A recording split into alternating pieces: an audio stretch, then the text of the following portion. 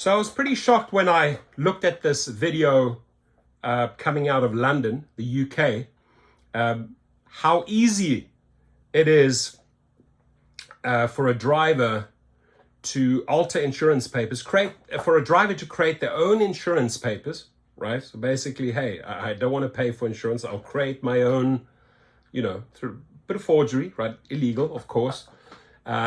Submit my papers, and Uber not checking up on that and then green lighting the driver, which I think is super dangerous for the driver, of course, but that the company just has no mechanisms in place to see, okay, this is totally authentic insurance, that's it, you're approved, you're ready to go. No, just green light, I'll show you in this video.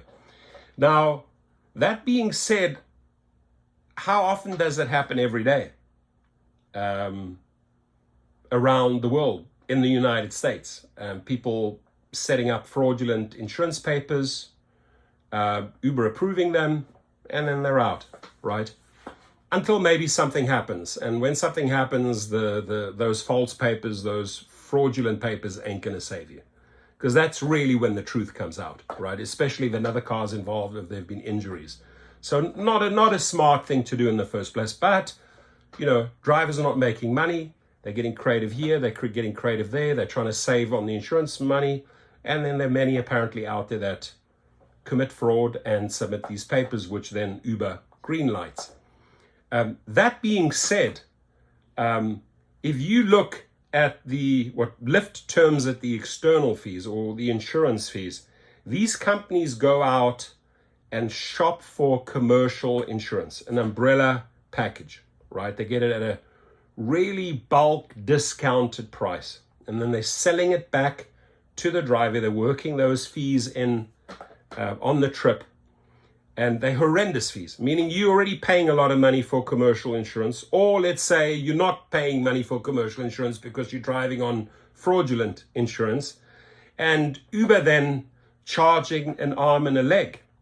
Why are they charging an arm and a leg? Now, one of the possibilities could be is that because they don't have any mechanisms in place to check whether you have authentic insurance, and because of all the things happening, because of all the fraud, etc., insurance has gone through the roof. So they are not shy to charge you their external fees, and you basically, the driver that's doing it the proper way and not trying to cheat the system is paying double the insurance. That's just the way it is. And it's the biggest racket that these gig companies are running out there. That's really where they make the biggest margins from us. And so, these are fees that we have, we have to cover these fees to make sure you're insured, and you're left with this, you're left with 30, 40, 50%. But just check this out. Passengers are absolutely safe with Uber, and it is absolutely not possible to cheat the system. This is about protection of the general public, and that is the ultimate aim here. We wanted to find out how drivers might exploit Uber's online system for checking essential insurance documents by uploading faked paperwork, and how Uber safeguards against it. To become an Uber driver, you must first provide several important documents.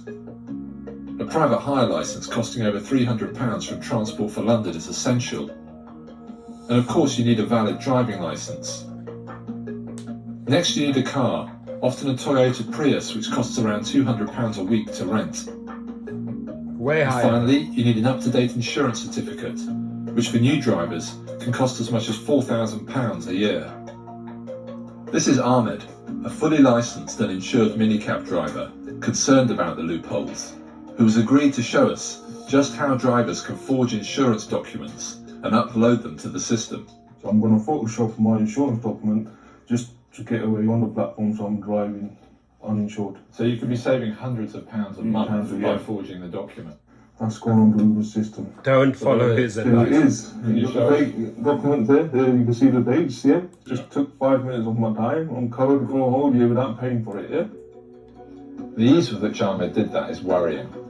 For lots of drivers and lots of customers, Uber's internet-based system works really well. It's cheap and it's flexible. But is the flip side of that computerized convenience that some drivers are able to operate on bogus documents? It's impossible to tell how widespread this is, but we wanted to see if Uber's system could be cheated. So we invented a fake insurance company called Free Cover. We wanted to know if Uber would accept bogus paperwork and allow a driver to pick up paying customers.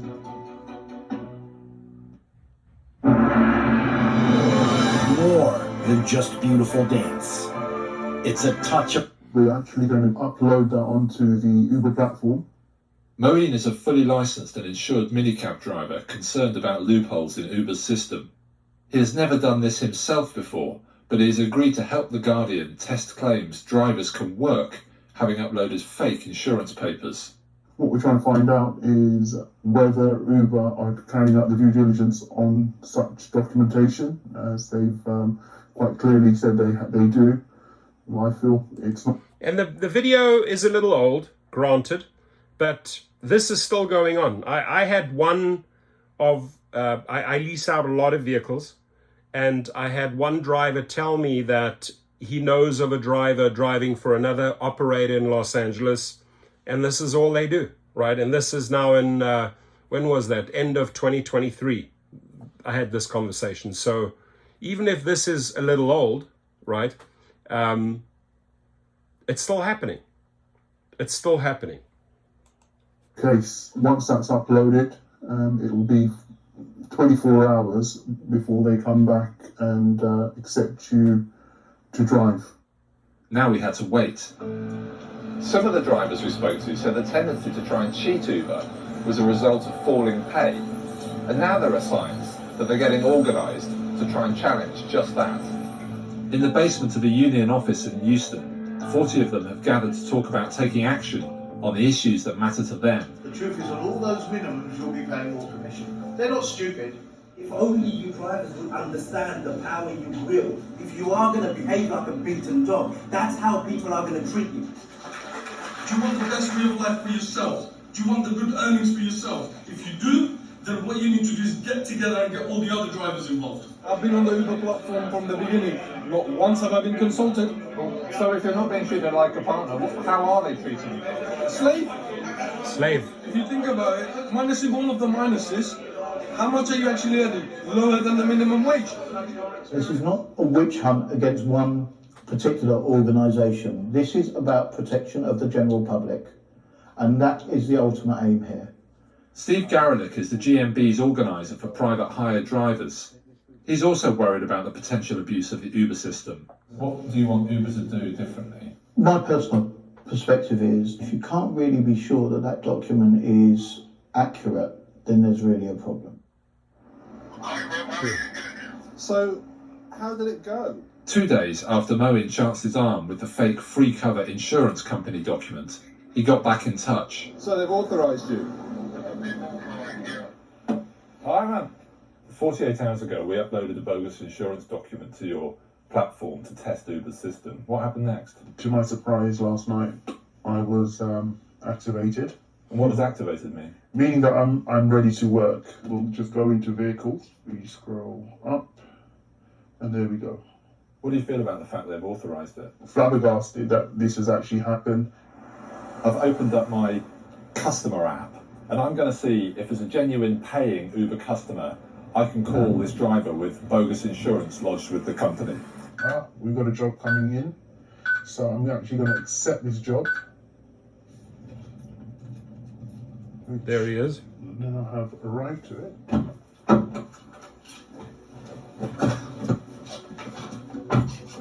Well, amazingly and very worryingly, that worked. I'm now a paying customer, a paying Uber customer in this taxi. So paying Uber customer ends up in the driver that set up false documents, still happening in 2023, right? This is a few years ago, but this is basically how it works. So if there are no checks and mechanisms in place to really look at potential fraudulent papers on the platform, obviously all across the board, our insurance rates are going to go up.